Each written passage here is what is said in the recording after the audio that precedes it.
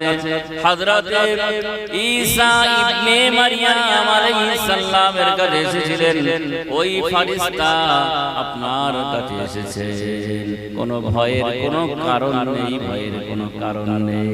সুবহানাল্লাহ, একটু মহব্বত করে বলুন সুবহানাল্লাহ। ও আমার নবীর উম্মতেরা, বিশ্ব নবী রাসূল করিম তিনি প্রথমে বললেন আমি পড়তে জানি না, কিন্তু জিবরিল আমিন যখন তাকে বুকের সঙ্গে বুক লাগিয়ে যখন বললেন, তিনবার চাপা দেওয়ার পরে সিরাতের কিতাবে আছে এটা আল্লাহ পাকের তরফ থেকে ফেরেশতার আখলাক, ফেরেশতার চরিত্র, আল্লাহর তরফ থেকে খাস রূহানি ফয়েজ আমার বিশ্ব নবীর ভিতরে আল্লাহ দান করেছিলেন, পাঠিয়ে দিয়েছিলেন। সুবহানাল্লাহ। বিশ্ব নবী রাসূল করিম সাল্লাল্লাহু আলাইহি ওয়াসাল্লাম এবার আমাদের খাদিজাতুল কুবরা রাদিয়াল্লাহু তাআলা আনহা তিনি বিশ্ব নবীকে সঙ্গে নিয়ে ওরাকা ইবনে নাওফলের কাছে যখন গেলেন, বললেন আপনার ভাতিজা কি বলে একবার নিজে মুখে শুনে দেখুন। ওরাকা ইবনে নাওফল চোখে ভালো দেখে বলল, ভাই ও মুহাম্মদ তুমি তোমার নিজের জবানে বলুন। ওই সময় মুহাম্মদুর রাসূলুল্লাহ সাল্লাল্লাহু আলাইহি ওয়াসাল্লাম নিজের জবানে গারে হেরা বিবরণ দিলেন। ওই সময় ওরাকা ইবনে নাওফল বললেন, আমার নিশ্চিত বিশ্বাস তোমার কাছে যে এসেছে ও কোনো শয়তান নয়, কোনো ধোঁকাবাজ নয়, ওটা হলো আল্লাহর পক্ষ থেকে বার্তাবাহক ফেরেশতা হযরত জিবরিল আমিন আলাইহিস সালাম। সুবহানাল্লাহ। ওরাকা ইবনে নাওফল বলছে আমি হয়তো ওই সময় বেঁচে থাকবো না, কিন্তু আমি যদি ওই সময় দুনিয়াতে বেঁচে থাকতাম, আর ওই সময় যদি আমি দুনিয়াতে থাকতাম, আমি ওই সময় নবুয়ত স্বীকার করে নিয়ে আপনার সাহায্যকারী সহযোগী হয়ে যেতাম। সুবহানাল্লাহ। আমার প্রিয় ভাইরা, ওরাকা ইবনে নাওফল যখন এই কথাটার সত্যতা স্বীকার করে মেনে নিয়ে বিশ্ব নবীকে বললেন, যে সময় জন্মভূমির মানুষরা মক্কা থেকে জন্মভূমি থেকে তাড়িয়ে দেবে, ওই সময় কেউ আর আহা বলবার থাকবে না। ওই সময় আমি যদি এতটুকু দুনিয়াতে জীবিত থাকতাম, আমি সহযোগী সাহায্যকারী হয়ে যেতাম। সুবহানাল্লাহ। প্রিয় ভাইরা, বিশ্ব নবী কিছুদিন বাদেতে এই নবুয়ত প্রথম যখন ওহী নাযিল হলো, এই ওহী নাযিল হওয়ার পরে বেশ কিছুদিন আর কোনো ওহী আসে না, কিন্তু জিবরিল আমিন ফেরেশতা কিন্তু নিয়মিত বিশ্ব নবীর সঙ্গে যোগাযোগ রেখে দিয়েছে। সুবহানাল্লাহ। সিরাতের কিতাবে আছে ওই সময় আল্লাহর নবীকে আখলাক, মহান চরিত্র শিক্ষা দেওয়ার জন্য আল্লাহর নবীর কাছে হযরত ইসরাফিল আলাইহিস সালাম আসতেন। আর ইসরাফিল আলাইহিস সালামের আগমনের কারণটা, ইসরাফিল আলাইহিস সালাম বিশ্ব নবীর কাছে মাঝে মাঝে আসতেন, কিন্তু তিনি কোনো ওহী নিয়ে আসতেন না, কোনো বাণী নিয়ে আসতেন না, রাসূলের সহযোগী হিসাবে সঙ্গে থাকতেন। সিরাতের কিতাবে লেখা হয়েছে আল্লাহর নবী বলেছেন, আনা খাতামান নাবিয়্যিন লা নাবিয়্যা বাদি, আমার পরে আর কোন নবী আসবে না, অর্থাৎ বিশ্ব নবীর আগমনের পর থেকে কিয়ামতের দিন গুনতে হবে। ও এই পরে কিয়ামত শুরু হয়ে যাবে, কখন শুরু হয়ে যাবে, অর্থাৎ নবীদের সিলসিলা ধারাবাহিকতা আমার আপনার নবী শেষ। আজ ইসরাফিল ফেরেশতার শেষ কাজের দায়িত্ব সিংহায় ফুৎকার দেবেন। ফাইদা নফিখা ফিস সূরি নাফখাতুন ওয়াহিদা, তিনি যখন সিংহায় ফুৎকার দেবেন ওই সময় কিয়ামত সংগঠিত হয়ে যাবে। বলুন সুবহানাল্লাহ। আমার প্রিয় ভাইরা বলুন সুবহানাল্লাহ। বিশ্ব নবী রাসূল করিম সাল্লাল্লাহু আলাইহি ওয়াসাল্লাম এই কথাকে সর্বপ্রথমে আম্মা জান খাদিজা রাদিয়াল্লাহু তাআলা আনহা তিনি কলেমা পড়ে নিয়েছিলেন, ঈমান এনেছিলেন। বালকদের মধ্য থেকে হযরত আলী এবং গোলামদের মধ্য থেকে যায়েদ ইবনে হারিস এবং স্বাধীন মানুষদের মধ্য থেকে হযরত আবু বকর সিদ্দিক রাদিয়াল্লাহু তাআলা আনহু ইসলাম গ্রহণ করেছিলেন। প্রথম দিকে ইসলাম প্রচার ছিল গোপনে গোপনে। বিশ্বনবীর কাছে আবু তালিবের সন্তান সংখ্যা অধিক হওয়ার কারণে ওই বিশ্বনবীর দায়িত্বে লালিত পালিত হচ্ছিল আলী। হযরত আলী রাদিয়াল্লাহু তাআলা আনহু ছোটবেলাতে বালক, বিশ্বনবীর কাছে লালিত পালিত ছিলেন। বিশ্বনবী রাসূল কারীম সাল্লাল্লাহু আলাইহি ওয়াসাল্লাম তিনি যখন মক্কার মানুষদের কাছে এই কলেমার দাওয়াত দিলেন, লা ইলাহা ইল্লাল্লাহ মুহাম্মাদুর রাসূলুল্লাহ, সকলে বলি সাল্লাল্লাহু আলাইহি ওয়াসাল্লাম। ইতিপূর্বে মক্কার মানুষদের কাছে তিনি ছিলেন আলামিন, আস-সাদিক, তার মতো ভালো মানুষ আর হয় না। তিনি যখন বললেন সকলেই বলো আল্লাহ ছাড়া আর কোনো ইলাহা নেই, কোনো মাবুদ নেই, কোনো উপাস্য নেই, সৃষ্টিকর্তা নেই, আর আমি হলাম আল্লাহর পক্ষ থেকে আল্লাহর বান্দা এবং রাসূল। সকলে বলেন সুবহানাল্লাহ, একটু মহব্বত করে বলেন সুবহানাল্লাহ। আমার প্রিয় ভাইরা, আমরা মিলাদ পালন করছি, সিরাত পালন করছি, ঈসানের সালাম আমরা কায়েম করছি, কিন্তু আমাদের মধ্যে আমি যদি আপনাদের মাঝে এখন জিজ্ঞাসা করি আমরা নবীকে ভালোবাসি কিনা, আপনারা সকলেই এক হাত উঠিয়ে দেখাবেন আমরা সকলেই নবীকে ভালোবাসি কি বাসি না? আমরা সবাই নবীকে ভালোবাসি আমার প্রিয় ভাইরা, কিন্তু কোরআনে আমার আল্লাহ বললেন লাকাদ কানা লাকুম ফি রাসূলিল্লাহি উসওয়াতুন হাসানাহ।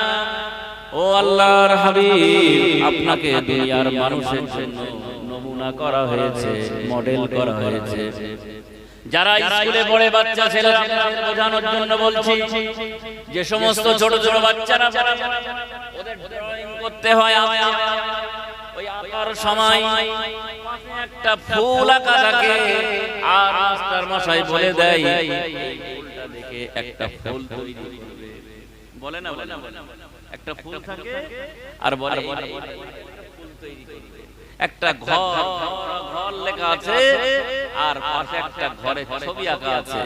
বলা হয় বাচ্চা ছেলে জীবনে ঘর কি জিনিস সে তো জানবে না, বলছে এইটাতে লেখা থিওরি, এটা প্র্যাকটিক্যাল ছবি আঁকা, এটা দেখে একটা ঘর বানাও।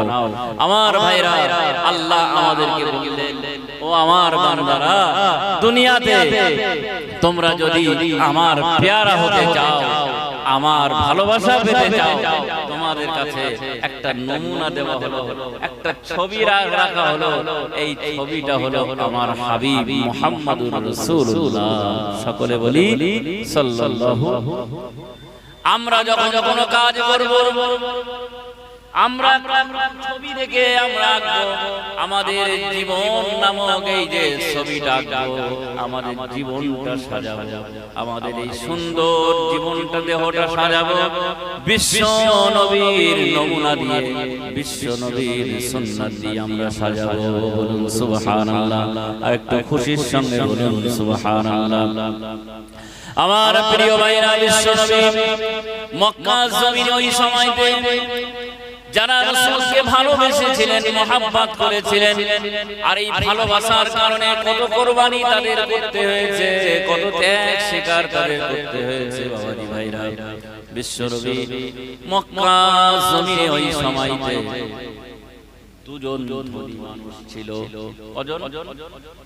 দুজন ধনী মানুষ ছিল। একজনের নাম হলো খালফের বেটা উমাইয়া, আর একজনের নাম হলো আবু কুহাফার বেটা আবু বকর। আর এই খালফের বেটা উমাইয়া বড় ধনী মানুষ ছিল, অর্থশালী মানুষ ছিল, অনেক টাকা পয়সা ছিল, কিন্তু কোনো ভালো কাজে, নেকির কাজে, সৎ কাজে কোন এতিম অসহায়দের পিছনে টাকা খরচ করতেন না। তার ছিল 12টা, এই 5 5 10 আর 2 12টা তার ব্যবসা ছিল, আর 12টা ম্যানেজার টাকা রোজগার করতেন। আর তার কাছে যদি কোনো অসহায় মানুষের জন্য সাহায্যের জন্য বলা হলো যে আপনি একটু সাহায্য করেন, দান করলে আল্লাহর জান্নাতে যাবেন, উমাইয়া বলতো আমার ওই কল্পিত জান্নাতের লোভ আমার নেই, আর ওই কল্পিত জান্নাতের লোভে আমার টাকা আমি ব্যয় করি। আর আবু বকর ছিলেন যত ভালো কাজে তার টাকা ব্যয় হয়। এই উমাইয়ার একজন গোলাম ছিল আফ্রিকান কালো কুৎসি, তার দেখতে চেহারা ভালো ছিল না। এই কুৎসি কালো গোলামটাকে আল্লাহ বড় পছন্দ করেছিলেন। একটু সুবহানাল্লাহ বলবেন। এই কালো আল্লাহ কারো চেহারা দেখে না, কারো লোকবল জনবল দেখে না, আর বাহ্যিক চাকচিক্য আল্লাহ দেখে না। আল্লাহ দেখবে বান্দা তোমার অন্তর, তোমার ইখলাস। আমরা যদি মুহাব্বতের সঙ্গে এখানে বসে মনে মনে বসে আছি, দরুদ শরীফ পড়ি, এই দরুদ শরীফটা আল্লাহর হাবিবের দরবারে আমার আল্লাহ পৌঁছে দেবেন। সুবহানাল্লাহ। এই কালো কুৎসি গোলামটা মনে মনে গোপনে তিনি বিশ্ব নবী সরওয়ারে কায়নাতের দরবারে গিয়ে বিশ্ব নবী দস্তে মোবারকে হাত রেখে ঈমানের কলেমা পড়ে নাশহাদু আল্লা ইলাহা ইল্লাল্লাহু ওয়াহদাহু লা শারীকা লাহু ওয়া আশহাদু আন্না মুহাম্মাদান আবদুহু ওয়া রাসূলুহু। ঈমানের কলেমা, ঈমানের দৌলত আর অন্তরের ভিতরে ভরে নিয়েছেন বিশ্ব নবীর প্রেম ভালোবাসা। সুবহানাল্লাহ। নবীর মুহাব্বত অন্তরে জায়গা। এই কালো কুৎসি গোলাম নির্জনে গোপনে গোপনে আল্লাহর ইবাদত করে, স্মরণ করে। উমাইয়া একদিন লক্ষ্য করলেন আমার ওই আফ্রিকান কালো কুৎসি গোলাম মনে মনে কি যেন বলতে থাকে, আর হাবভাব চলাফেরা পরস্পর পরিবর্তন হতে শুরু করে দিয়েছে। বলুন সুবহানাল্লাহ। আমার প্রিয় ভাইরা, বিশ্ব নবীর উম্মত যারা আপনারা আছেন, যদি নবীকে নিশ্চিত ভালোবাসেন, এই ভালোবাসার নমুনা হলো আমাদের বাজারে গেলে আমাদেরকে চেনা যাবে। আমরা মানুষের সঙ্গে যখন কথা বলবো আমাদের চেনা যাবে। আমরা যখন মানুষের সঙ্গে আত্মীয়তা করব আমাদের চেনা যাবে। এক কথায় বিশ্ব নবীর উম্মত হিসাবে আজকে আমাদের বড় বলতে কষ্ট হয়, আমাদের পরিচয় ওই নামাজের কাতারে তখন মনে হয় সব পাক্কা সাচ্চা বিশ্ব নবীর উম্মত। যখন মিলাদুন নবীর মাহফিল হয় তখন মনে হয় সাচ্চা নবীর উম্মত। আমার প্রিয় ভাইরা, খোঁজ নিয়ে দেখুন। আর যখন ওই মানুষগুলির সঙ্গে আমরা কথা বলি, ওই মানুষগুলির সঙ্গে যখন লেনদেন করি, ওই মানুষগুলির সঙ্গে যখন আত্মীয়তা করি, তখন আর বোঝা যায় না যে বিশ্ব নবীর উম্মত না শয়তানের অনুসারী। বোঝা যায় না, কারণ চরিত্র আলাদা পাল্টে যায়। আল্লাহর হাবিব সাহাবারা ছিলেন, তাদের জীবনের যত ভুল ছিল বিশ্ব নবীর হাতে হাত দেওয়ার পরে ওই জীবনের ভুলগুলি, নোংরাগুলি একবার ঝেড়ে ফেলেছিলেন, তওবা করে ফিরে এসেছিলেন। আর জীবনে ওই কাজ করেননি, ওই ভুল পথে আর যাননি। আল্লাহর রাসূল বলেছেন আমার সাহাবারা সকলেই আসহাবিকান নুজুম, আমার সাহাবারা সকলেই আকাশের নক্ষত্র সমতুল্য। সুবহানাল্লাহ। ভালো ভালো তর্ক করেন, কোন যুক্তি খাড়া করেন। এখন আমরা মসজিদে যদি মুসল্লিদের কোনো মসলার কথা বলি, কোন বয়ান করি, মুসল্লিরা ওই সময় ডাইরেক্ট ইমাম সাহেবের সামনে কোনো কথা না বললেও মসজিদের গেট থেকে বার হয়ে ইমাম সাহেবের আপাদমস্তক গায়ে হাতটা না দিয়ার বাকি কথা যা বলার হয় একটা শ্রেণীর সবাই। কিন্তু ইমাম সাহেব যখন মসজিদের মেম্বারে কথা বলেন, ওখানে ইমাম সাহেবের ব্যক্তিগত কোনো কথা তিনি বলেন না, ওখানে ব্যক্তিগত কোনো সংবিধান তিনি বলেন না। আর ইমাম মানে মনে রাখবেন, ইমাম মানে আমাদের মনে করি ইমাম মানে আমাদের রাখাল, ইমাম মানে মনে হয় আমাদের গোলাম। এই ধারণা যারা করবে আল্লাহর নবীর শাফাআত থেকে মাহরুম হয়ে যাবে। আমার ভাইরা মনে রাখুন, বিশ্ব নবী ছিলেন ইমামুল মুরসালিন, মসজিদে নববীর ইমাম ছিলেন আমার নবী বিশ্ব নবী। আর পৃথিবীতে যত সাহাবারা ছিলেন ওই রাসূলের পরবর্তী ইমাম তাবিরা ইমাম ছিলেন। এই পরস্পর যারা ইমামের দায়িত্ব পালন করছে এরা সকলেই বিশ্ব নবীর উত্তরসূরি। বলুন সুবহানাল্লাহ, একটু মহব্বত করে বলুন সুবহানাল্লাহ।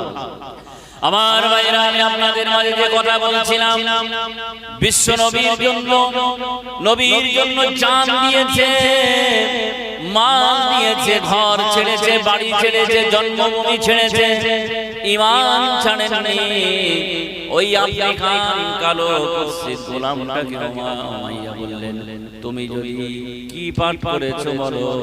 তিনি অকপটে নির্দ্বিধায় স্বীকার করলেন, আমি মুহাম্মাদুর রাসূলুল্লাহ সাল্লাল্লাহু আলাইহি ওয়াসাল্লামের হাতে হাত রেখে ঈমানের সম্পদ, ঈমানের দৌলত গ্রহণ করেছি।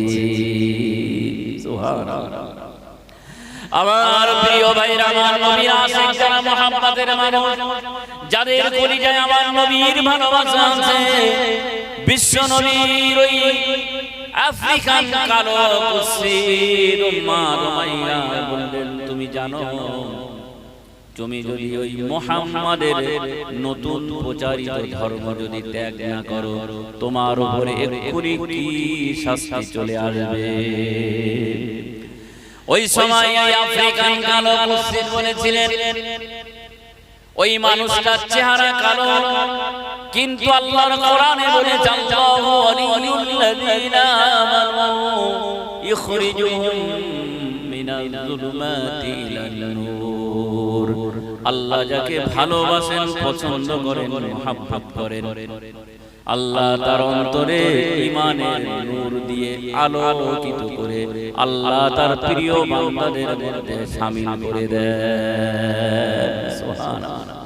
আর একটু মহব্বতে বলুন সুবহানাল্লাহ। আমার প্রিয় বাবাজি ভাইরা, নবীর আশিক প্রেমিক যারা, উমাইয়া বললেন, সারা পৃথিবীর যত শাস্তি আছে, যা কিছু আছে, যদি আমার উপরে দেওয়া হয়, আমি ওই কলেমা ছাড়ব না। আর ওই মানুষটার সান্নিধ্য আমি কখনোই ভুলতে পারবো না। সুবহানাল্লাহ। নবীর প্রশংসা শুনে যদি ঈমান অন্তর যদি খুশি না হয়, অন্তর তো মুনাফিকের অন্তর, ওটা তো নবীর উম্মতের অন্তর নয়।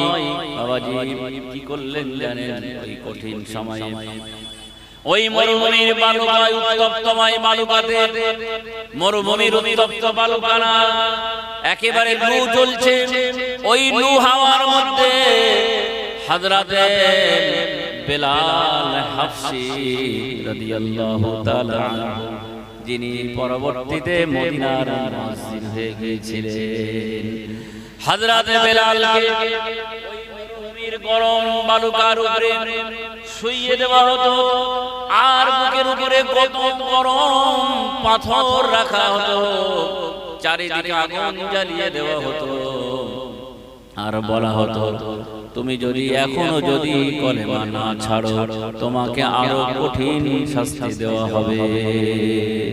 বেলাল শুধু বলতেন, আহাদ আহাদ। জীবনের মালিক কে বলুন? জীবনের মালিক কে? আমাদের মৌতের মালিক কে? আমাদের জীবন এবং মৃত্যুর মালিক যিনি। আমরা যদি সেই আল্লাহকে ডাকার মতো ডাকতে পারি, নিশ্চিত আল্লাহ আমাদের ডাক শুনবে। শুনবে না? কি শুনবে? ভাইরা আমার, বাবাজিরা, দিনের বেলা তাকে গরম পাথরের উপরে শুইয়ে দিয়ে গরম পাথর চাপা দেওয়া হতো, চারিদিকে আগুন জ্বালানো হতো। একটু মনে মনে কি কঠিন শাস্তি তার দেওয়া হতো। আবার কি হতো, বিকালের দিকে সন্ধ্যা যখন ঘনিয়ে আসতো, অন্ধকার কুটিরের ভিতরে যে ঘরের জানালা দরজা খুলে রাখা হতো না, বদ্ধ কুটিরের ভিতরে একটা জল্লাদকে চোখ বেঁধে দিয়ে বাবলা কাঠের কাঁটাযুক্ত ডাল নিয়ে তার দেহের ভিতরে এরকম টানা হতো আর সারা রাত ধরে প্রহার করতে। বেলাল হাবশী তিনি করুণ সুরে চোখের পানি ছেড়ে কাঁদতেন আর বলতেন, আহাদ আহাদ আহাদ। ভাইরা আমার, ওই রাস্তা দিয়ে আসহাবে রাসূলুল্লাহ সাল্লাল্লাহু আলাইহি ওয়াসাল্লামের প্রিয় সাহাবী, তিনি ছিলেন বিশ্ব নবীর গুণে গুণান্বিত হযরতে আবু বকর সিদ্দিক রাদিয়াল্লাহু তাআলা আনহু। ওই রাস্তা দিয়ে তিনি একদিন রাতের বেলা হেঁটে হেঁটে যাচ্ছিলেন। যাওয়ার পরে তিনি দেখলেন ঘরের ভিতর থেকে করুণ সুরে খুব যেন কষ্টের কান্না ভেসে আসছে। আবু বকর কান্না লাগিয়ে দেখলেন যেন খুব সাজা দেওয়া হচ্ছে, আযাব দেওয়া হচ্ছে। আর সেই কষ্টের মধ্যে তিনি বলতে শুরু করেছেন, আহাদ আহাদ। সুবহানাল্লাহ, একটু মুহাব্বত করে বলুন সুবহানাল্লাহ। কি নিষ্ঠুর!